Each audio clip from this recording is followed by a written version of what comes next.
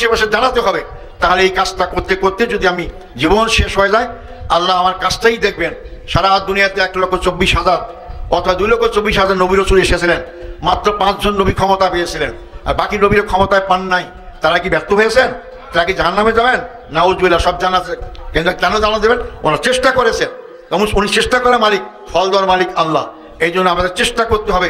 এই চেষ্টাই করলাম না, ফল পাবো না। আসুন সেই চেষ্টার মাধ্যমেই একমাত্র জান্নাত পাবেন, অন্য কোনোভাবে জান্নাত পাবেন না। দোয়া দরুদ পড়লে জান্নাতে যে পাওয়া যেত। আমার নবী হেরা গুহায় বসে দোয়া দরুদ পড়তেন। উনি হেরা গুহায় গিয়ে তপস্যা করতেন আল্লাহকে, কি কাজ আমার? তখন তো নবী হন নাই। যখন নবী হলেন তখন তিনি বাইরে এসে ইসলামের দাওয়াত দিলেন। আমি বলতে চাই, আপনার কোনো আলেম যদি বলতে পারে নবী এরপর হেরা গুহায় গিয়েছেন, উনি হেরা গুহায় আজ যান না, হেরা গুহায় কাজ শেষ। উনি লোকালয়ে মানুষের সমাজ মিশেছেন, আল্লাহ দিন প্রচার করে কায়েম করার চেষ্টা করেছেন।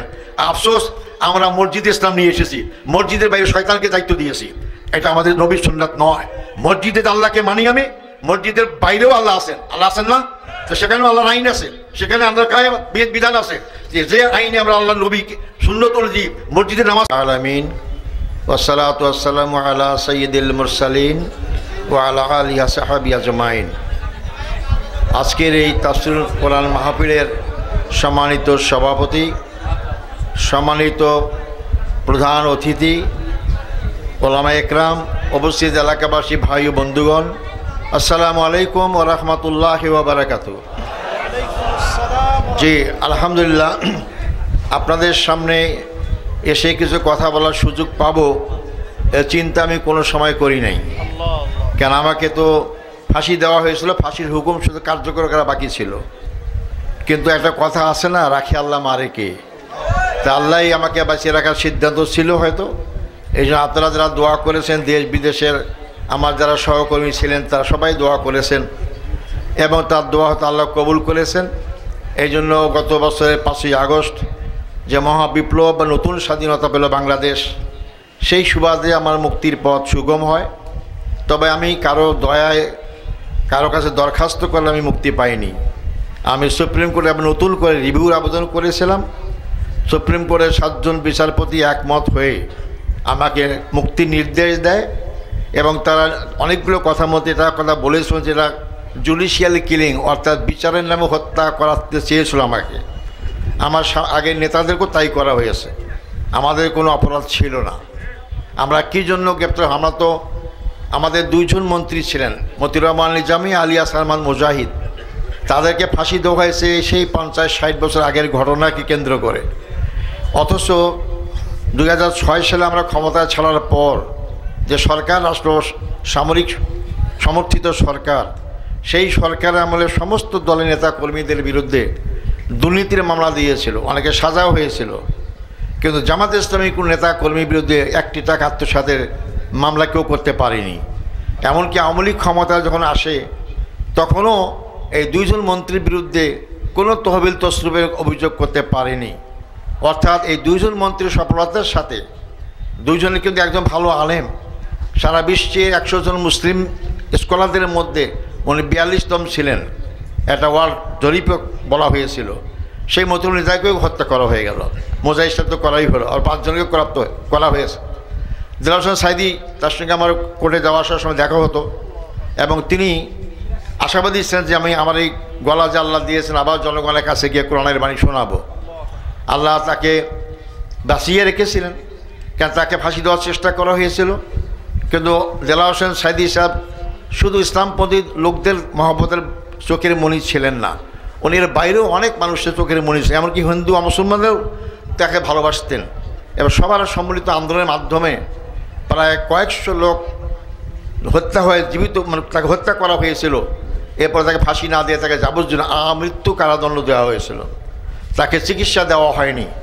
যখন তার জীবন শেষ পর্যায়ে, তখন আমি ওই পাশে কারাগারে ছিলাম, যখন শেষ পর্যায়ে তখন তাকে পিজি হাসপাতালে নিয়ে এসে আমরা দেখলাম গাড়ি থেকে সুস্থভাবে নামলেন। আপনারাই সবাই দেখেছেন। আবার তিনি মৃত্যু, তার লাশ আমরা দেখতে পেলাম। এরকম অধ্যাপক গোলাম আজম সাহেব, মৌলানা আবুল কালাম আজাদ, তিনি মুহাদ্দিস ছিলেন, একজন ভালো ছিলেন। এরকম অনেক ভাইকে, 11 জন ভাইকে, 5 জনকে সরাসরি ফাঁসির কাস্টে ঝুলিয়ে হত্যা করা হয়েছে, আর বাকি 6 জনকে জেলখানায় রেখে বিনা চিকিৎসায় হত্যা করা হয়েছে। আমরা 12 জন ছিলাম, তার মধ্যে আমি শুধু আল্লাহর রহমতে আপনাদের সামনে আসার সুযোগ পেয়েছি, আলহামদুলিল্লাহ। সংগ্রামী ভাই ও বন্ধুগণ, আমি যেহেতু প্রধান বক্তা, আপনারা তার কথাই শুনতে এসেছেন, আমিও বলবো আপনারা শুনে যাবেন, কিন্তু ওইটা করবেন না যে বকা বললে বকে গেল আর শোনা বললে শুনেই গেল, এটা যেন আপনাদের কাছে না হয়। ভারতবর্ষ থেকে হাজার হাজার লক্ষ লক্ষ ওয়াজ মাহফিল হয়, কিন্তু আমরা কয়জন এর জন্য ইসলাম কায়েমের লোক পেয়েছি? ইসলাম মানা আর ইসলাম কায়েম করা দুটা ভিন্ন জিনিস। ইসলাম তো আমরা অনেকেই মানি, আমাদেরকে আল্লাহর নির্দেশ মানতে হবে। আল্লাহর নির্দেশ না বললে আমরা জাহান্নামে যাব। আল্লাহর নির্দেশটা কি? আল্লাহর নির্দেশ মাত্র দুইটা। একটা আল্লাহ বলেছেন পজিটিভ, ইতিবাচক, তোমরা করো, নামাজ পড়ো, রোজা করো, হজ করো, জাকাত দাও, খালি করতেই বলেছেন। আমরা কম বেশি আমরা মুসলমানরা এই কাজটা করি। আর একটা বলেছেন নিষেধ করেছেন, করিও না, সুদ খেও না, মদ খেও না, জেনা করিও না, ব্যভিচার করিও না, অত্যাচার করিও না, জুলুম করো না, এই করতেই নিষেধ করেছেন। আমরা চাইলেও এই নিষেধের কাজ অনেকগুলো করতে পারি না। নামাজ পড়তে হয়তো আমাদের কেউ বাধা দেয় না, যদিও 15.5 বছরে যাদের দাড়ি সুন্দর ছিল, যারা ফজর নামাজ পড়তে যেত, তাকেই শিবির সন্দেহ করা হতো। এবং এই জন্য জেলখানা হাজার হাজার শিবির জামাতের কমিশন আমার সাক্ষাৎ হয়েছে। আমি শুধু এটাই আশ্চর্য হইনি, অনেক আলেম ওলামা আমি যাদেরকে আগে থেকে চিনতাম তাদেরকেও গ্রেপ্তার করা হলো। আমি বললাম, ভাই আমরা রাজনীতি করি, ইসলামের কথা বলি, এজন্য আমাদেরকে প্রতিপক্ষ আমাকে গ্রেপ্তার করে হত্যাও করে ফাঁসিও দিতে পারে, কারণ আমাদের পূর্বপুরুষরা এটা সম্মুখীন হয়েছেন।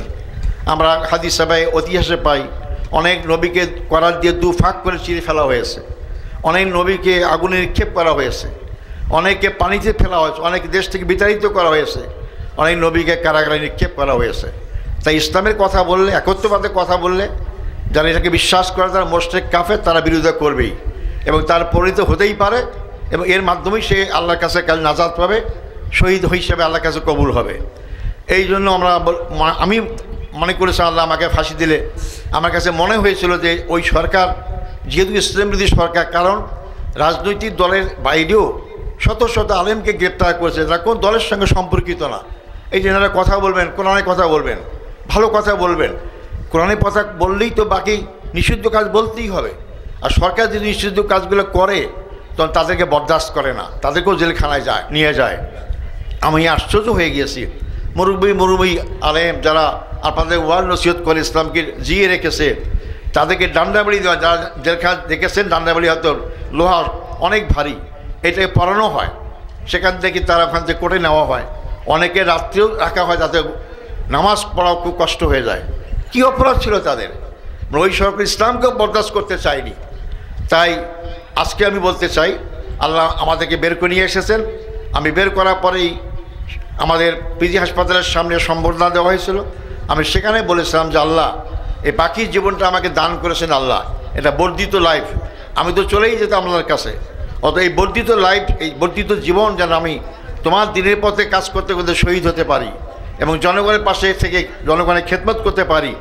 আল্লাহ হয়তো এই কাজটা সুযোগ করেও দিতে পারেন যদি আমি আপনাদের সহযোগিতা পাই। আমি বলছিলাম যে আল্লাহর হুকুম দুইটা, একটা পজিটিভ, ইতিবাচক, নেগেটিভ। নামাজ পড়তে আমরা সবাই কম বেশি পড়ি, আমরা হয়তো সাপ্তাহিক নামাজ পড়ি, কেউ হয়তো বছরের নামাজ পড়ি, আর কেউ প্রতিদিন নামাজ পড়ি, আমরা রোজাও রাখতে পারি সব। কিন্তু আমরা বিশেষ করে সুদ, জুয়া, মদ এদের থেকে আমি নিস্তার করতে পারি না। হয়তো বলবেন আমি তো সুদ খাই না, আমি সুদের ব্যাংকের সঙ্গে জড়িত না, তারপরেও সুদের সঙ্গে জড়িত আছেন আপনি। আমাদের দেশের সরকার যারা, এরা সুদের ভিত্তিতে লেনদেন করে, আমাদের ব্যাংকিং সিস্টেম সব সুদের ভিত্তিতে, বিদেশ থেকে যে আমদানি রপ্তানি হয় সুদের ভিত্তিতে হয়। আপনি ভোট দিয়ে যে লোককে ক্ষমতায় দিলেন, এই ক্ষমতায় থেকে এই কাজগুলোই তারা করে, বন্ধ করে না। অতএব এই কাজ বন্ধ করতে হলে, না করতে পারলে আপনি আল্লাহ নিষিদ্ধ কাজ করতে পারবেন না, এখান থেকে মুক্ত হতে পারবেন না। তো নিষিদ্ধ কাজ মুক্ত না করে শুধু যদি নামাজই পড়েন মুক্তি পাবেন না। আল্লাহ বলেছেন কি, ইয়া আইয়ুহাল্লাযীনা আমানু উদখুলু ফিস-সিলমি কাফা, হে ইমানদার মানুষরা, ইমানদার মানুষই তো মুসলমান, হে মানুষরা তোমরা ইসলামে পরিপূর্ণ ঢোকো। তার মানে মুসলমান তো ইসলামেই ঢোকে, তা পরিপূর্ণ ঢুকতে বললো কেন? তার মানে ইসলামটাকে পরিপূর্ণ মানো। আমরা যারা করতে বলেছে সেটা করার চেষ্টা করি, যারা মানা করেছে সেটা কিন্তু আমরা করতে পারি না। অপূর্ণাঙ্গ মুসলমান আল্লাহর কাছে কাল জান্নাত যেতে পারবে না। এই জন্য পরিপূর্ণ ইসলামকে মানতে হবে। ওয়াজ নসিহত শুনলাম, খুব ভালো বক্তা, তাদের দোয়া করলাম, আর বাসায় গিয়ে সব ভুলে গেলাম, আর আমি আর কোনো কথাই চিন্তা করতে পারলাম না। এই দিয়ে কিন্তু আমরা সুদের বিরুদ্ধে আইন পাস করতে পারবো না। এই জন্য সুদের বিরুদ্ধে যদি আমরা বাঁচতে চাই, আমি ভোটার, আমি দেশের নাগরিক, আমি খাজনা দেই, ট্যাক্স দেই, তার মাধ্যমে সরকার চলে, আর সেই সরকার সুদের ভিত্তিতে কারবার করে, তাহলে আমি সরাসরি অথবা অন্যভাবে সুদের সঙ্গে জড়িত মুক্ত হতে পারছি না। জেনা আমাদের সমাজে অহরহ, শুধু একটা মহিলা পুরুষের সঙ্গে সম্পর্কটাই জেনা না, চোখের জেনা, অনেক জেনা আছে। আপনি চোখ দিয়ে নারী পুরুষ অবাধ মেলামেশায় দেখবেন, আপনি বড় হুজুর, আপনি কি মাথা নিচু করে চলতে পারবেন? তো ট্রাকে নিচে মারাই যাবেন।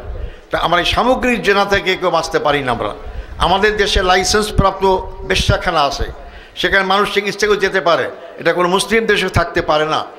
এই থাকার পরেও আমরা নিশ্চিন্তে আল্লাহ বিল্লাহ করে যাচ্ছি, হবে না। এই জন্য ওই পুরাপুরি ইসলামকে মানতে হবে। পুরাপুরি ইসলাম না মানলে আমরা কাল কিয়ামত ময়দানে দোজখের আগুন থেকে বাঁচবো না। আল্লাহ দোজখের আগুন থেকে বাঁচার জন্য শর্ত দিয়েছেন। আল্লাহ বলেছেন কি, বিসমিল্লাহির রহমানির রহিম, ইয়া আইয়ুহাল্লাযীনা আমানু হাল আদুল্লুকুম আলা তিজারাতিন তুনজিকুম মিন আযাবিন আলিম তু'মিনুনা বিল্লাহি ওয়া রাসূলিহি ওয়া তুজাহিদুনা ফিস সাবিলিল্লাহ বিআমওয়ালিকুম আনফুসিকুম। আল্লাহ বলছে, হে ইমানদার মানুষেরা, তোমাদেরকে এমন একটা ব্যবসার কথা বলবো। ব্যবসা মানে কাজ। ইসলামী আন্দোলনের সাথে ব্যবসার তুলনা করা হয়েছে এই জন্যই যে ব্যবসায় লাভ হয়। আপনি দেখবেন স্বাভাবিক অবস্থায় একজন ব্যবসায়ী ডায়াবেটিস রুগী থাকলে 2 ঘন্টা পর খাবার খায়, নিয়ম মেনে চলার চেষ্টা করে। এই ব্যবসায়ী যখন রমজান মাস আসে, রায় ছাড়াই দোকান খোলা থাকে, তার ডায়াবেটিস কথাও খেয়াল থাকে না, খাবারও খেয়াল থাকে না, বিক্রি করতেছে কসকসে টাকা আসতেছে, রংপুর বাড়ি আছে, ঢাকায় বাড়ি করব, গাড়ি নাই, গাড়ি কিনবো। এই প্রেরণা, এই শক্তি তাকে তার প্রেরণা দেয় কাজ করার জন্য, সব ভুলে যায়, সব কিছু ভুলে যায়। ইসলামী আন্দোলনটা সেই রকম। এই জন্য আল্লাহ ইসলামী আন্দোলনকে ব্যবসার সঙ্গে তুলনা করে। ব্যবসায় তোমার লাভ যেমন, ইসলামী আন্দোলন তোমার লাভ। সেই লাভটা কি বলছে, এই ব্যবসা করে দেবো কী হবে, আযাবে আলিম, এই মৃত্যুর পথ তোমার অপেক্ষা করছে, আযাবে আলিম, কঠিন ভয়াবহ শাস্তি। এমন শাস্তি দুনিয়াতে আমাদের নমুনা নাই। আমরা যদি আগুনের কথা বলি, আমাদের এই আগুন, ওনারাও আসেন বলতে পারবেন 70 ভাগ বা কেবল 69 ভাগ, এর চেয়ে তীব্র আগুনের তীব্রতা হবে। এই আগুনটা আমরা আঙ্গুল ঢুকাইলে 1 সেকেন্ডও টিকতে পারি না। সেই আগুন জাহান্নামের আগুন, এর চেয়ে 70 গুণ বেশি হলে যদি আল্লাহ আমাদের সেই জাহান্নামে নিক্ষেপ করে, আমাদের কি দশা হবে? হাদিসে বলা হয়েছে, সমস্ত পাপের সর্বনিম্নের পাপ শাস্তি হচ্ছে উত্তপ্ত লোহার জুতা পায়ে পরানো।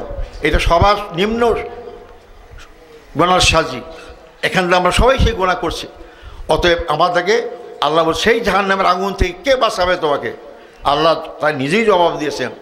আমার প্রতি বিশ্বাস, আমার রসুলের প্রতি বিশ্বাস, এই বিশ্বাস করে কি ঘরে বসে থাকা না, আমার পথে সংগ্রাম করো, জিহাদ ফি সাবিল, জিহাদ করো। কেন?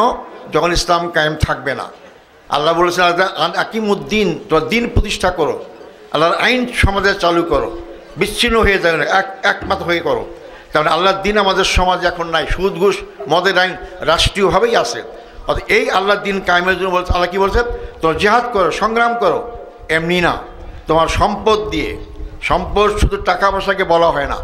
সম্পদ আপনার আপনার শক্তি, আপনার মেধা, আপনার যোগ্যতা, আপনি যা করে দুনিয়াতে বেঁচে থাকেন, এর সমস্ত শক্তিটা আল্লাহর দিনের পথে দিন কায়েমের জন্য চেষ্টা করতে হবে।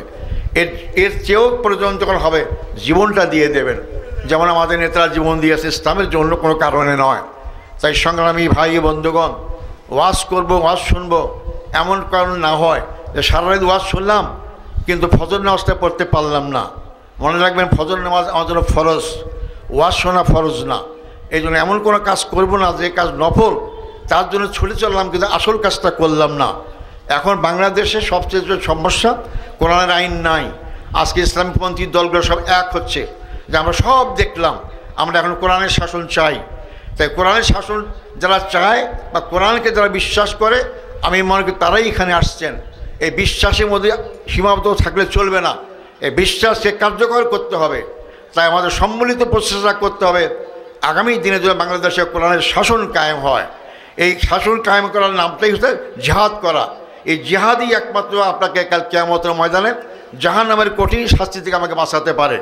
আমি অনুরোধ করব আমরা সবাই ভেদাভেদ ভুলে গিয়ে আমরা দলমত নির্বিশেষে ইসলাম সবার জন্য, কোরআন শুধু মুসলমানদের জন্য, হুদাল্লিন নাস মানুষের জন্য, যারা হিন্দু মুসলমান খ্রিস্টান সবার জন্য কোরআন মানে বলি আমাদেরকে মুসলমান বলা হয়, কিন্তু কোরআন কিন্তু আল্লাহর পক্ষে সবার জন্য।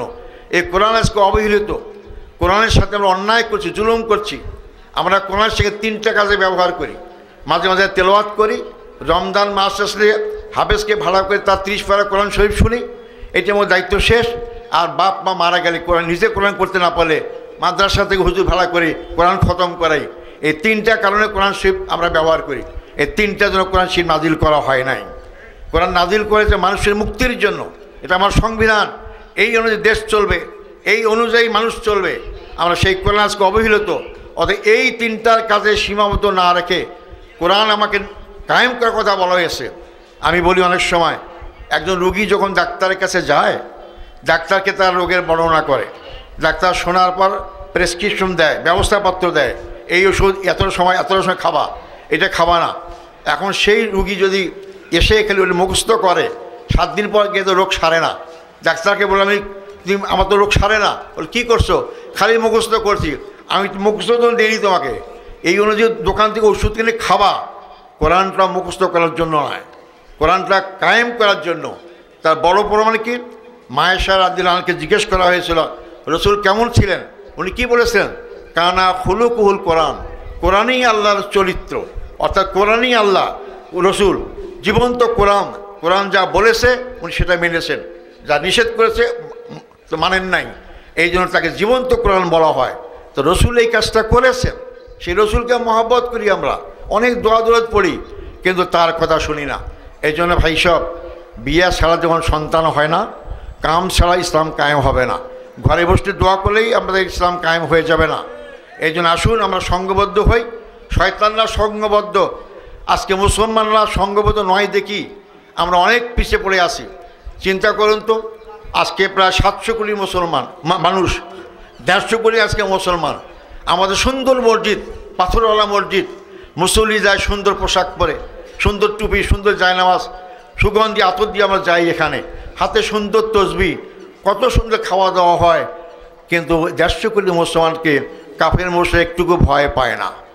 আজকে যদি আপনি 1400 বছর আগে ফিরে যান, যেটা মদিনার মসজিদ হয়েছে মসজিদ নববী, কাঁচা পাকা ঘর, ওপরে ছাদ নাই, বৃষ্টিতে কাদামুক্ত, সাহাবীদের অনেকে এক কাপড় দ্বিতীয় কাপড় ছিল না, তারা দেশ শাসন করেছেন, পারস্য রোম সব ভয় থরথর করে কাঁপত।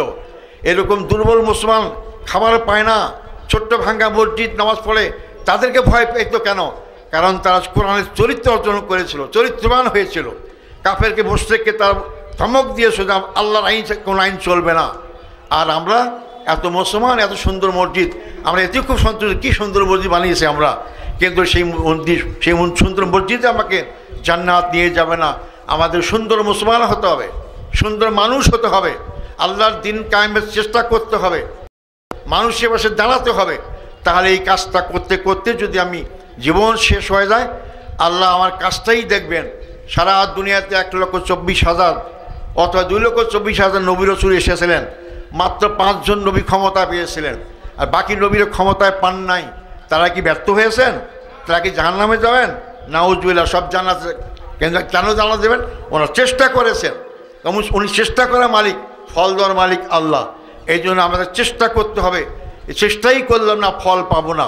আসুন সেই চেষ্টার মাধ্যমেই একমাত্র জান্নাত পাবেন, অন্য কোনোভাবে জান্নাত পাবেন না। দোয়া দরুদ পড়লে জান্নাতে যে পাওয়া যেত। আবার নবী হেরা গুহায় বসে দোয়া দরুদ পড়তেন। উনি হেরা গুহায় গিয়ে তপস্যা করতেন আল্লাহকে, কি কাজ আমার? তখন তিনি নবী হন নাই। যখন নবী হলেন তখন তিনি বাইরে এসে ইসলামের দাওয়াত দিলেন।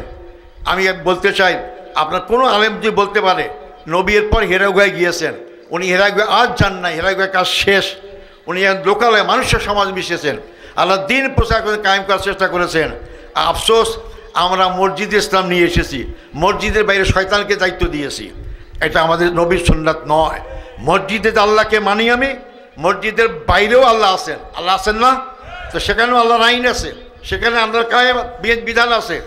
যে আইনে আমরা আল্লাহ নবী সুন্নত অনুযায়ী মসজিদে নামাজ পড়ি, সেই আইন, সেই সুন্নত দেশকে চালাতে হবে। সেই দেশ চালাবার আন্দোলনে জিহাদ ফি সাবিল আন্দোলনে আমি সবাইকে আপনাদের শরীক হওয়ার আবেদন জানাচ্ছি। আপনারা অনেক কথা শুনবেন, আমি বেশি বলবো না, সংক্ষিপ্ত কথাই বললাম। আমি আবেদন করি আপনাদের কাছে, আমি এই এলাকার সন্দেহ কেউ মরা ইঁদুর মরা কুলা এই সব কিছু ঢেলে দিয়ে পানি দুর্গন্ধময় হয়ে গেছে, ওই তখন বলি পানি ফেলে দেয়, সব ফেলে দিয়ে নতুন পানি দাও। নতুন পানি দেওয়ার পরে পাইপ দিয়ে সুন্দর পানি আসে, সাবান খরচ করতে হয় না, দোয়াও করতে হয় না। আমাদের দেশের ট্যাঙ্কি পরিষ্কার করতে হবে। আমাদের দেশের ট্যাঙ্কিকে সংসদ, এই সংসদ ওই সেই লোকদেরকে সরাইতে হবে। ইসলামের পক্ষে আলাই বলবা যারাই হন তাদেরকে যেতে হবে, তারাই গেলে কোরআন শাসন জারি করবে। আসুন আগামী সংসদকে আমরা পবিত্র করি, আগামী সংসদ কোরআনের সংসদ করি, তাহলে আমাদের এত আর কাজ করতে হবে না। ওই সংসদে কোরআন চালু হলে ওই পাইপ দিয়ে বাংলাদেশের সমস্ত জনগণ সুখ এবং শান্তি পাবে, যেটা আল্লাহ রসুলের সমুদ্র মনোরা পেয়েছিলেন। হিন্দু, বৌদ্ধ, মুসলিম, খ্রিস্টান, নারী পুরুষ সবাই সুখ পাবে। তাই আমি আপনাদের কাছে আবেদন জানাবো। আজকে দেখেন ঢাকা বিশ্ববিদ্যালয় বাংলাদেশের সর্বোচ্চ বিদ্যাপীঠ, বাংলাদেশের যত মেধাবী ছাত্র সবাই সেখানে ভর্তি হয়। সেই জায়গায় ইসলামী ছাত্র শিবির কাজ করতো। আমি তখন প্রথম সভাপতি ছিলাম ঢাকা বিশ্ববিদ্যালয়ে, আমার সঙ্গে একটু কাজ করতে পেরেছিলাম, এরপর আর কাজ করতে দেয় নাই। এতদিন পর 40-50 বছর পর এই সরকারের পতনের পর নতুন সরকার আসামে ডাকসু নির্বাচন দিল। আপনারা শুনে আশ্চর্য হয়ে যান, সেই ডাকসু নির্বাচনে নিরঙ্কুশ বিজয় ইসলামী ছাত্র শিবির পেল এবং অনেক ছাত্রী পর্দা করে না, কিছুই করে না। তো তোমরা কেন শিবিরকে ভোট দিলা? করে শিবিরের কাছে নিরাপত্তা পাই, ওদের কাছে নিরাপত্তা পাই না। তার মানে ইসলামের পক্ষে লোকদের কাছে মানুষ নিরাপদ, ইসলামের পক্ষে লোক তার কাছে কেউ নিরাপদ নয়। তাই আপনারা মা বোন ছেলে বন্ধু বান্ধব হিন্দু বৌদ্ধ খ্রিস্টান সবাই নিরাপদে থাকতে চান, ইসলামী শাসন কায়েম করার জন্য আপনারা এগিয়ে আসুন, আমাদের সহযোগিতা করুন। ইনশাআল্লাহ পার্লামেন্ট যদি পরিষ্কার হয়ে যায়, ইসলাম কায়েম হয়ে যায়, তার সুখ এবং স্বাধীনতা সবাই পাবো। সেই দিকে আপনাদের আহ্বান জানিয়ে আপনার প্রধান বক্তা অবশ্যই শুনবেন ভালো করে, সেই হিসেবে আপনারা মানবেন। এই আহ্বান জানিয়ে আমাদের দোয়া কামনা করে আমার বক্তব্য এখানে শেষ করছি। আসসালামু আলাইকুম রহমতুল্লাহি ওয়া বারাকাতুহু।